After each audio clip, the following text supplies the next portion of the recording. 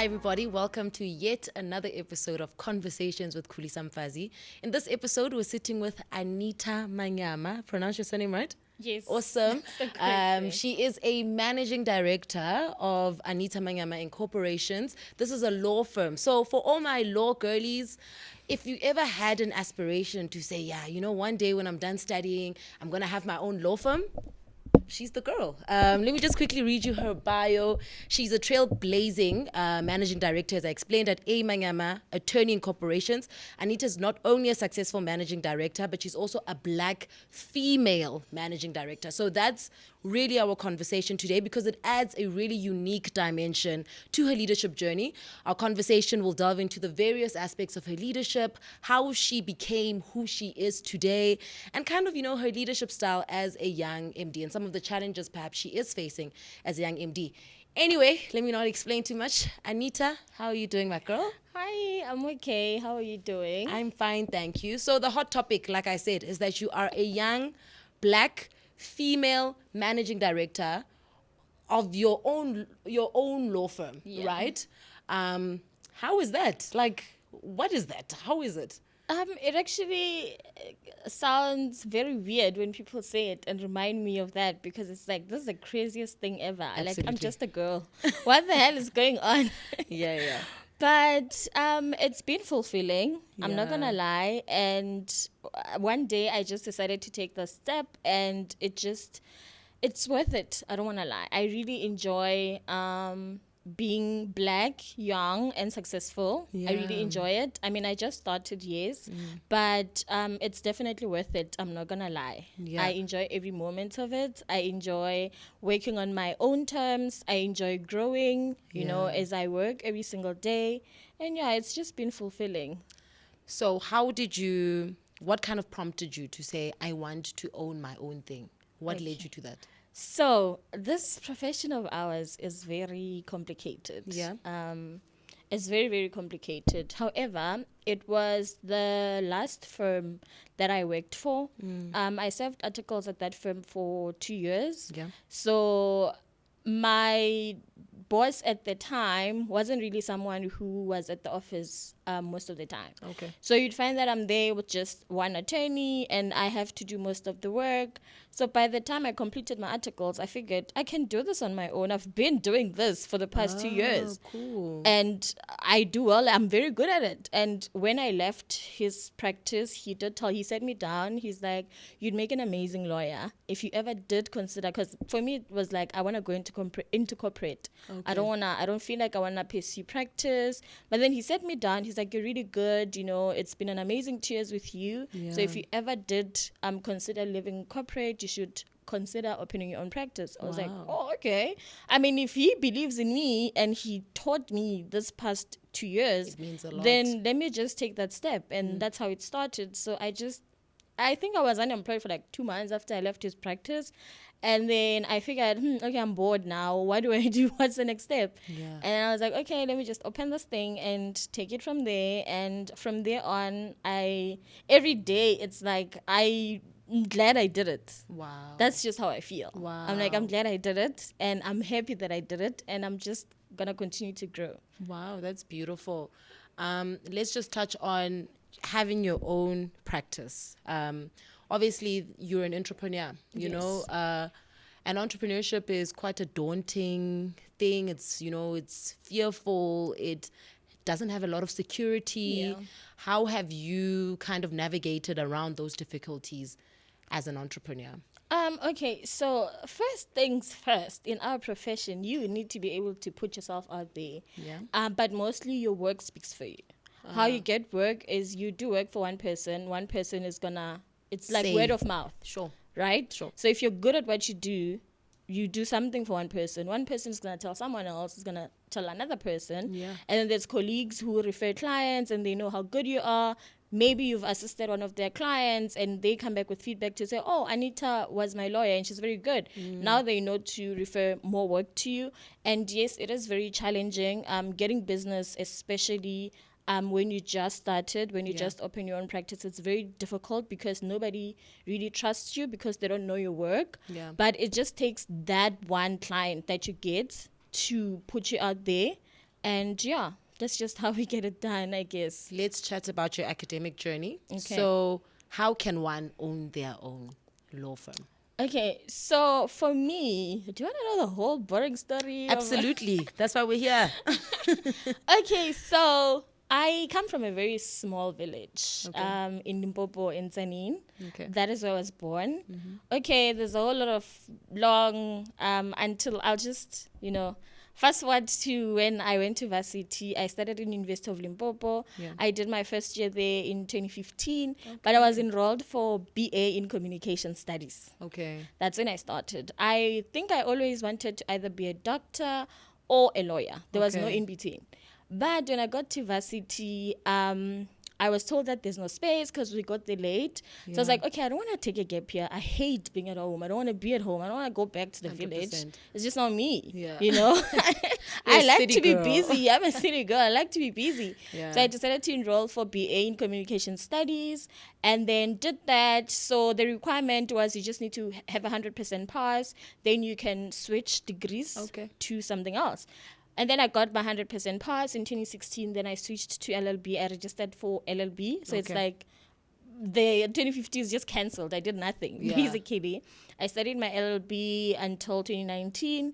From there on, I didn't get to graduate because the pandemic happened. Oh, no. Which still hurts my feelings even now that I went through 5 years of varsity and didn't even get to graduate.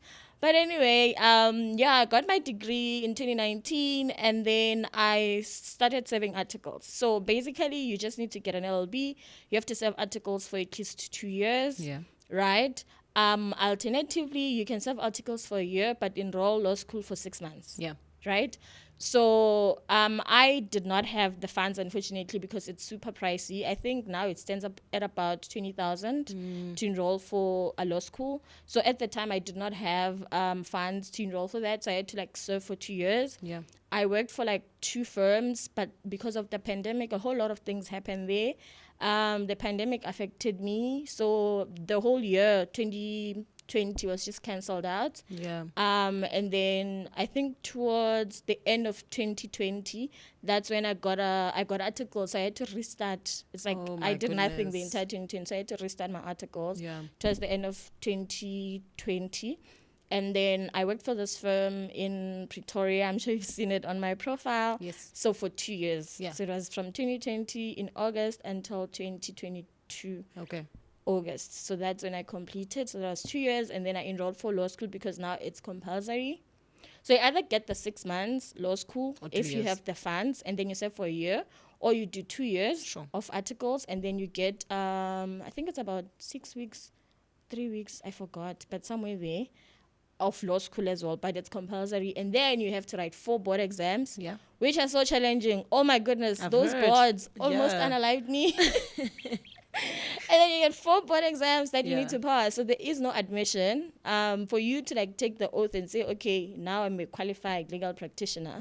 You have to articles, law school, plus board exams. So for me, I completed everything last year in November. So that's when I officially got took my oath in January this year. Which is kind of surprising. Most people when they ask me, and you already have a practice. Exactly. I'm like, what am I waiting for? What am I waiting for? So that was my academic journey, in summary. Yeah, man. I'm quite interested because you've got such a, I'd say demanding career. You are in quite an interesting place in your life. How is it they're navigating friendships and especially being young? Everybody's in such a different phase of their lives, doing different things. I don't know, maybe some are also still studying full time, I don't know, but how do you kind of juggle that? Okay, so for me, I always tell my friends, anyone who has experienced me know how much I value my relationships, but it's mostly because I would say that I don't really have family, if I can put it like that. So my friends are my family. So I think I have 2 friends, two of my closest friends who I met in varsity. So throughout varsity, we just all carried each other. And we are now far from each other. They're both of them are in Limpopo, and here I have one friend who's around here. Okay. I make time for them as much as I make time for my intimate relationships. 100%. My intimate relationships know that they can never interfere with my friendships. Yeah. Like, it's balanced. Yeah. So I'm able to, like, maybe I'm superwoman. I think you are. I can, like, literally, like, I make time for everyone. If I'm seeing my friend on Friday, fine, I'll have the partner on Saturday. Like, something needs to give. I don't neglect my friendships at all. Yeah. I love my friends so much. They've made me who I am. Run us through a full day of what being a managing director looks like. Okay. So some days are different from others. Say it's a typical Monday. I don't have court because sometimes I'd find that I have court. Yeah. Maybe I'm in Joburg, I'm in Pretoria, I'm in Randburg. So that means in the morning I have to rush to court because court starts very early. Yeah. At most, because our cards, oh my God, I'm not going to touch on that. We have to go on that. I'm holding it. We're going there. At most, I will spend like half my day in court, either waiting for the roll to finish. You'd find that in a day, there's like 20 matters on the roll, or even more than that. Yeah. In higher courts, you can find about 50 matters on the roll. Like that's your Johannesburg High Court, your Pretoria High Court, either whether they're held virtually or physically, you'll spend the entire day there. That means that my entire day is cancelled. Like I'm in court, right? Yeah. I'll sneak in and reply to emails here and there. But if I'm in court, that's like my entire day is dedicated to that. Sure. If I happen to finish early, by the time you're done, you can't even do anything. You're just exhausted. You know? Imagine spending the entire day, you're sitting in court waiting for, like, literally watching other people do their matters. By the time you have to argue your case, you're also exhausted. So it's like that day is just dedicated for court. Yeah. On a typical day, it's just me going to my office, then I'll do like admin work because right now I haven't financially been in a place where I can be able to afford to employ anyone because I'm still new. Yeah. So I'm still trying to get there where I can, like, okay, let me have a legal assistant to assist me with the admin. Yeah. So admin is very important. You have to make sure that your files are in order. So that's what I take care of when I don't have like meetings outside or court outside of the office. And then I'll maybe do consultations, consult with my clients. After that, I have to open files, just make sure that everything is in order. Yeah. Whoa, boss. It's babe. a lot. How do you maintain resilience even on days where you're really tired? Being in charge of your own life and your own empire, really. Yeah. The thing with working a 9 to 5 is that you can work, and you can have a bad day, but you know that salary that's 25. That's true. But how is it? How do you really account for yourself and say okay, and get through bad days? And how does it work when you're in charge of yourself? Okay, so for me, if I feel like it's not a good day, I allow myself some grace. I'm done for the day. Yeah. I'm not going to put myself under pressure. I'm not going to have my mental health suffer. One of the many reasons why I wanted to be self-employed is so I can have the option to say, now it's time to take care of me. Work can wait. Tomorrow is another day. I don't have to be positive today. I can be positive tomorrow. Yeah. Today is just not a good day. And today I just don't feel well. I'm emotionally exhausted. But tomorrow will be a better day. And tomorrow I will push myself to be positive and say, okay, you need to work. If you don't work, you don't pay bills. And I'm a lover of things. So I don't have money to buy wine if I don't work.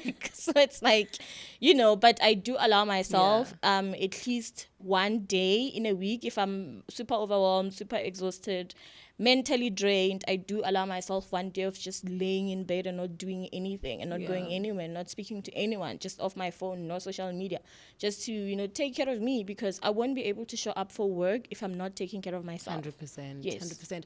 Talking about taking care of yourself, self-care is so important, especially for us as women, because we wear so many different hats. You know, there are women that are moms, MDs, students. You wear so many different hats, and it becomes difficult to take care of yourself. Yeah. Run us through like your self-care regime. How do you take care of you? Okay, so I like to do, I would say self-care on Sundays. Okay. I love Sundays. I always see you with your glass of wine. And I'm like, ooh, girl. I love Sundays so much. Sundays belong to me. Sundays are for me and my house. Yeah. So usually, I really don't like cleaning. but my helper will be there to clean for the weekend. Maybe she'll come on a Friday or she'll come on a Saturday, and I know Sunday the house is still clean. Yeah. And then I'll just wake up on Sundays. I can't do anything before I shower. Yeah. So I'll brush my teeth, immediately I'm shower. the same. I feel like my body is so heavy. too. My grandmother used to say that water is medicine. She was onto something. We were not allowed to go to the kitchen or something. Shower first, you can't go to the kitchen. Yeah. Me too. Interesting. So I'll just wake up, take a shower, and then mask my face first. I'll mask, and then take a shower, and then do my full skincare, and then from there have some breakfast. After having some breakfast, and then I'll pour myself a glass of wine. The house is clean, so I don't necessarily have to do much. Yeah. And then if I have ingredients in the house, I'll just start making Sunday lunch. I've not dedicated Sunday lunch as part of my self-care because cooking somehow is therapeutic. I don't know what that is about, but I love me a several colors, whatever the English people call it. Yeah. But I love myself for 7 colors on Sunday, so that is part of my self-care Sundays. Then I'll just make a full meal, and then after that I'll just sit and then enjoy my meal.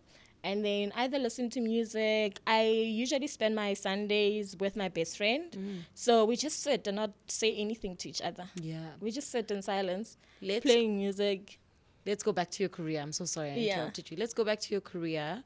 Being an MD, what kind of characteristics do you think that you hold, and what kind of characteristics do you think people need to hold in order for them to be successful in that area? I think you just need to know what you want, and you need to know why you want it. It's like you need to be resilient. Like you need to want to push yourself and understand why do you want to push yourself so much. For me, it's like I want to succeed. I want to be the best. So that's what pushes me. So every day I wake up, I'm like, I don't want to be the same as I was yesterday. And I don't ever want to go back to the circumstances that I grew up in. So that's what pushes me personally. It's like, I just want a better life, you know? So it's about, some people don't get that drive because they feel like they have everything. They don't, necessarily have to work. So especially in this profession, because it will keep testing you and testing you. So you need to constantly find something that drives you to want to keep doing it. You know? We like to joke with my friends, my other director friends. Mary Jane, I'm sure you've seen Mary Jane Explores. We like to joke. Sometimes we have like in a week we have 1 day of a venting phone call, like we can stay on the phone for an hour. She's like, my friend, let's look for jobs. Because that week was so horrible, where like you feel like you can just get on LinkedIn and apply for a job. So it's those kind of things, like you need to have that drive in you to say, okay, I really want this. Why do I want it? You have a vision to say, okay, I want 1, 2, and 3 in the next how many ever years. So it's like, okay, I need to do this. I need to work harder towards whatever it is that I'm envisioning for myself. How does having other director friends, you mentioned you've got other director friends, you sit on a call and kind of vent, how does that really help you in your career? It's like, I know I'm not the only one going through it. And I know that we'll make it. So we just sort of encourage each other to say, what, today is a bad day, but tomorrow will be better. Let's work. We also do refer work to each other. It's like, okay, fine, this is a bad week. Here's a client, get up and here's some work. So that's how we sort of like motivate each other, and we also do assist each other. If my friend has a matter and she knows that I'm very passionate about family law. Oh, cool. She's passionate about property. So when I have a property matter, I'll call her. I know that I'm like giving her that boost. She has something passionate to talk about, and she'll be like, okay, now I can work. And then she'll have family law matters. She contacts me. She's like, okay, here's a divorce. What happens when? Also civil matters. She's like, okay, I'm suing someone. What do I do? And then me having that conversation with her and like guiding her sort of through that gives me that thing to say, okay, get up and work. You see, you're very good at this. And then after every call, I'll be like, I'm so good at this. She's like, good. Now get up and work. So that's just how we motivate each other. Let's talk about your first love and law, family law. There is a hot topic that lobola lunches now have been constituting as a lawful marriage. What's your comment? Like, okay, usually I would say, please come consult to my office, but because I like you. Thank you. I didn't have a lobola lunch, so it's just, it's just for... Because I like you, I will say that, first of all, before your uncles come to your gate, guys, consult your attorneys. Okay. Before they even send that letter to come, whatever you're like, you guys are just introducing each other to each other's families, consult with an attorney. Because there's so many things that goes on, like with these celebrations, that somebody, if there are pictures, there's evidence to say, okay, there was a celebration, money was paid to the other family, that might constitute, a valid customary marriage. So the Recognition of Customary Marriages Act is very broad. Like, it gives, there's always loopholes for somebody to say, okay, but we did get married because you paid 5 rand to my family, So it's very important to always consult an attorney and find out from both parties, what are the expectations of each other? Is this a lobol? Like, what is it? If you do plan on loboling each other, when you consult with an attorney, they'll mostly prepare or advise you to prepare an antenuptial contract. Then you know the terms of your marriage. You know that, okay, this is not in community of property, although we are saying we are getting married customarily, those kind of things. So it's very important because each scenario differs from another. They're not all the same thing, So it's not just about the lobola lunches. It's not just about the paying of the money. It's different scenarios, What are some of the blessings, I would put, that your career has afforded you? I would say it has put me out there. Yeah. I'm apparently popular. I didn't know that's Come new. on. No, I'm so serious. Like, people know me, and I receive calls from people who work in big companies wanting me to assist them. I'm That's like, awesome. Where did you hear about me? It's like, oh, are you not the Olivia Pope girl from Twitter? Oh, I'm that's like, oh, really? I'm amazing. just a girl who drinks wine. That is so interesting. So I would say me being out there, right, has given me business. I don't want to lie. I've gotten a lot of business, good business. Yeah. Yeah, from that. And I think money is the greatest business. I mean, why else are we doing this? Exactly. For the money. Exactly. It's the bag. Do you have anything to say to law students right now who are really, really fighting to get out of there? Okay, I'm just going to be honest. If you want to study law, or you are already studying law, it does help if you have financial help. Yeah. If you come from a background that can carry you financially, it's going to motivate you to get where you want to be. Yeah. But also, if you don't come from a home that can assist you to get there, well, I'm an example. I never had anyone assisting me financially. It was just me having to work hard, to get where I was. And when you get to articles, they don't really pay you much. Yeah. You can literally get 2,000 a month, So that you have thing to needs to be constitutionally challenged. Thank you. It's it's such a challenge, but it doesn't necessarily mean that do not, go study law, because it just means that when you do face the challenges, because you will face the challenges, it's so difficult to get to a point where you're like, okay, I'm an admitted attorney. Yeah. These board exams that we write, we pay for them. You might find that you're just a candidate. I never used to have money, 375 to pay for my boards, but the people around me would be the one paying for my previous employer would be the one paying for my boards. I tell you, I think I wrote about almost 3 times. He would pay every single time. Like, oh, pass him, and you've been writing this. I'm like, oh man, they're difficult. Yeah. So it's this profession is very expensive. It's very, very expensive. But also your works does speak for you. When you a law student, I would advise that you start young and start finding firms where you can do vacation work. You're building those relationships to say, okay, by the time you complete your LLB and you want to serve articles, they now know your work ethic. They now know how hard you work, so they can consider taking you under. So it's that's what I would advise law students to do. Always seek help. Candidate attorneys must always seek help. You don't know anything. That's the attitude I always used to have. Yeah, I was like, I don't know anything. But something, I have to ask questions. I need to surround myself with people who've been there before, who've done this before. And I would ask. I always see these candidates on social media. I'm like, do you guys know Twitter is not real life? Yeah. You don't know anything. Yeah. You don't know anything. But you need to ask the people that have been there. And you need to limit the opinions that you have, especially if you are not qualified yet. You need to limit how much you put out there on especially on your social media, because it will come back to bite you one way or the other. So tell me, that's very, very interesting, especially about social media. People underestimate a digital footprint. That's true. Like there was a tweet the other day.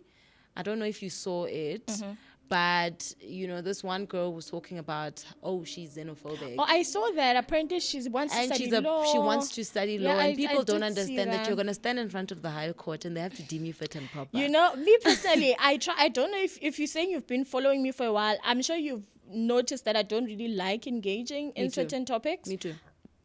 I'm about my wine. Yeah. And my photo dumps from court. Because you say things, excuse me, and next thing they're used against you. It's like you need to be very careful of the things that you put out there. You can't really. I also don't respond to trolls.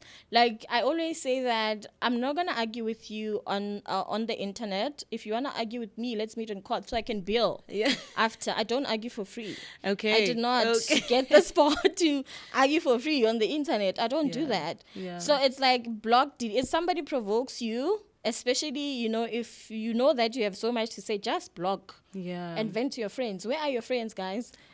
Call your friend. Call your friend. Simple. Call I your always friend. tell Marija, I'm like, you don't have to respond to every single thing.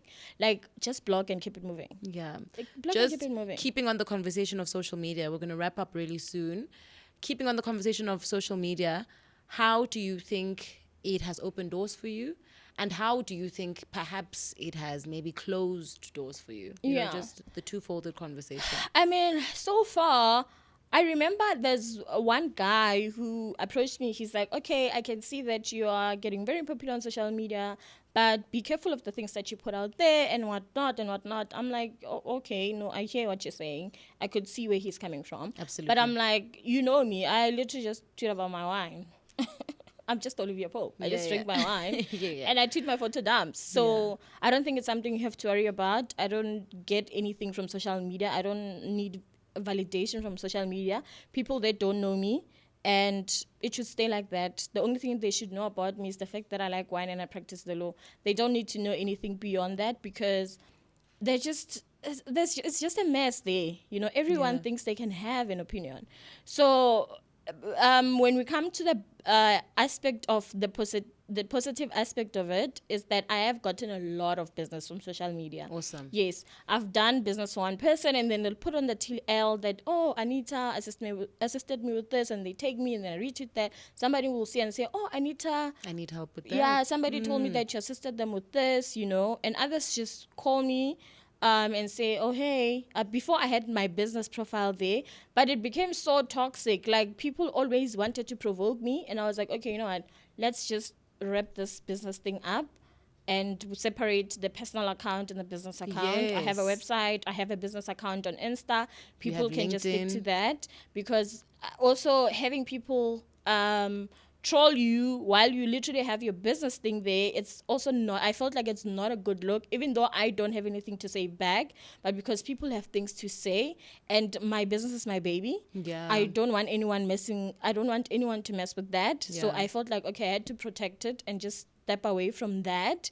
and just stick to however way I've gotten business, which has worked for me. And even now that I've separated my business from my personal, I still get I think about this week, what day is today? Is it a Wednesday or Tuesday? It is I've Tuesday. literally gotten about 5 clients who approached me. Awesome. To say they need me to assist them on something. I was like, okay, so clearly it's not even people already know about me. Yeah. I don't necessarily have to advertise my business there if it's, not bringing that positive energy. Yeah. Yeah. Okay, we're going to wrap up really, really soon. Plug yourself. I want you to plug yourself. What do you specialize in? How can people hit you up? How can people say, Anita, we need you to be my lawyer? How can we do that? So I do have a business account on Instagram. It's just Manyama Inc. Cool. And the website is there on the profile. So if you just go on Tira and Insta and type Manyama Inc., all the business details are there. My contact details are there as well. My email is there as well. So yeah, you can hit me up, and I do all sorts of law. I'm not picky. Yeah. We do everything. So anyone who needs legal help can just hit us up. Yeah, we're ready to work. And then lastly, I always ask this on every single interview, what advice would you give to a young black girl who is really struggling, or not really struggling, but is fighting for their voice to be heard, for their voice to be seen, or for them to be seen? Yeah. What is advice that you'd give to a young black girl about that?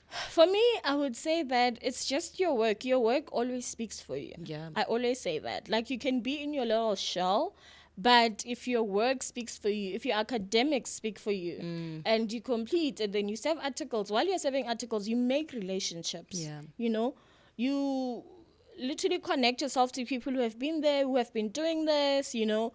You sometimes even ask back from them. Yeah. And they will send you, oh, go postpone this matter for me. And then they hear feedback from a client that, oh, the kid that you sent actually did well in court today. Yeah. That's how you get heard in this profession. You have to connect yourself to people, and you have to put yourself out there, and you have to work hard.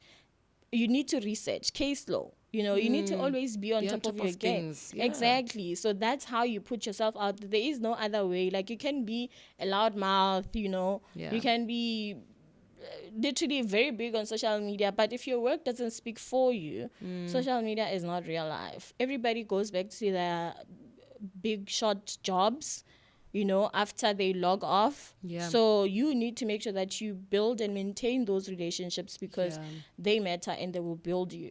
That is amazing. Yeah. Thank you for joining us. No problem. I think final question, it just came into my brain. Do you think that the legal fraternity is transformational? Do you think that black voices are now being heard? I would say yes and no, Okay.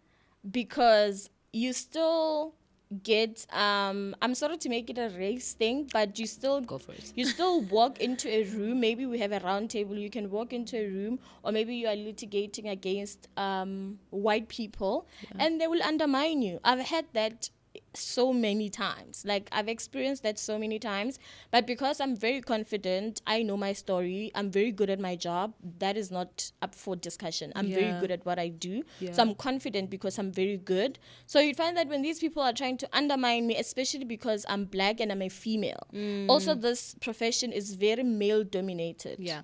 It's filled with men. You might find that you walk into a courtroom and it's like about 50 males and there's like 3 women. Yeah. You know, so you can imagine when you're black and a female, and you have to like litigate against these hotshot white lawyers.